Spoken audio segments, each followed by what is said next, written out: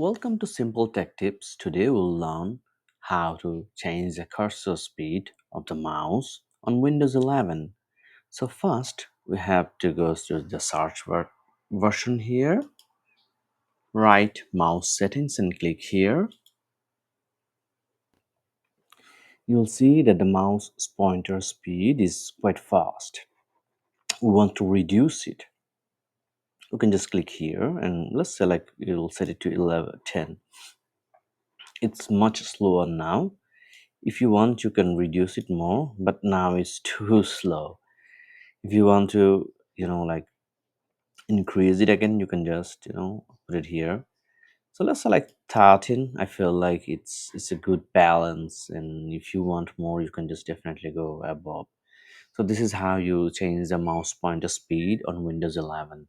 If you like the video, please thumbs up and subscribe. Thanks a lot.